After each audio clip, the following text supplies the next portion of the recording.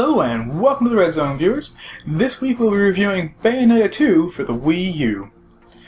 A follow-up to Platinum Games' 2006 release, Bayonetta, Bayonetta 2 sees our sassy seductress trying to save her newfound companion Jean from being trapped in hell forever. To do this, she'll have to team up with smart-mouth, card-throwing magic user Loki, who seems to be suffering from the series' signature memory loss motif. Of course, reporter-turned-stalker Luca also makes frequent cameo appearances to advance the plot, provide comedic relief, and ogle our provocative protagonist. The gameplay in this arcade-style beat-em-up is generally made up of fast-paced button mashing and combo stringing against a seemingly endless horde of angels and demons who just can't say no to a good butt-kicking. The basic punch, kick, and shoot functions form the basis of Bayonetta's attacks, and, when strung together properly, can create some devastating combos. These are further enhanced by the climax function. There is a basic dodge ability, which, when timed correctly, can allow Bayonetta to activate a sort of bullet time mode called Witch Time. And, after doing this enough times, Bayonetta can fill her magic gauge, and once full, she can activate the climax mode. This essentially supercharges all of her attacks, combos or otherwise, completely ramping up both their power and visual thrill. Further enhancing the stylistic flair are the torture attacks, which can be activated by dealing specific amounts of damage to certain enemies in certain ways. These fancy offensives place Bayonetta's enemies in sort of medieval-style torture contraptions, which allow Bayonetta to extract the blood and guts of her foes in the goriest ways possible. And, of course, what would a Bayonetta title be without the ability to summon giant demons to devour anyone foolish enough to get in Bayonetta's way? There's something strangely satisfying about summoning a giant demon dog to just devour overly confident enemies. In case you're somehow worried that this might get stale level after gorgeous level, then have no fear. Your favorite demon, Rodan, has you covered.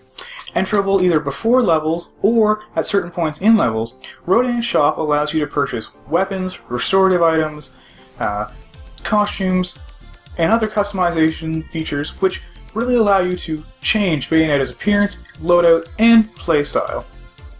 Those worried that all this sounds a bit overwhelming have the option to turn the difficulty down to the first climax, easy, and play the game that way, or those looking for a tougher challenge can turn things up to the third climax, hard, to really test their skills. Personally, I felt right at home at second climax, normal difficulty. In addition to these difficulty settings, there are also portals found throughout various levels that allow you to take on tougher game enemies and under specific restrictions. This is a really good way to sort of test your mettle and see how much you know about the game. And if all these different settings, options, and customization features still don't sound like enough to you, then hey, maybe you should jump into the multiplayer mode, which allows you to go at it with a friend against some of heaven and hell's finest foes. You've probably already noticed by now, the visuals are more than just a little over the top, with gorgeous graphics and lighting effects used to show off pleasantly polished character models and environments. This is honestly the sort of level of polish and detail I usually only expect from a first-party Nintendo offering. Adding to the exhilarating visuals is some very appealing audio. Well-thought-out sound effects never seem to get old or boring or overused, but as good as they are, they almost seem to get lost in the magnificent music. Entering a battle in Bayonetta 2 will trigger either Love is Blue or Tomorrow is Mine, both of which are wonderfully upbeat overtures sure to inspire some serious butt-kicking. Making for a trifecta of pleasing sounds, voice acting is another area where Bayonetta 2 really nails it, with clear, well-delivered dialogue from all characters, especially Bayonetta herself. I honestly couldn't tell if this game was quieter than most, or the audio was just that good, but I constantly found myself turning it up every time I played. This game just sounds great with the volume cranked. As you may have noticed from the footage, Bayonetta isn't exactly a conservative character, with enough sex appeal and dramatic flair to make people question her appearance on a Nintendo console. Those new to the series may be surprised to find that, while she is clearly sexualized, Bayonetta is also very empowered both by her control of that sexuality and embrace of it. She's a character who knows what she wants and knows how to get it, and I mean, heaven help anyone who happens to get in her way.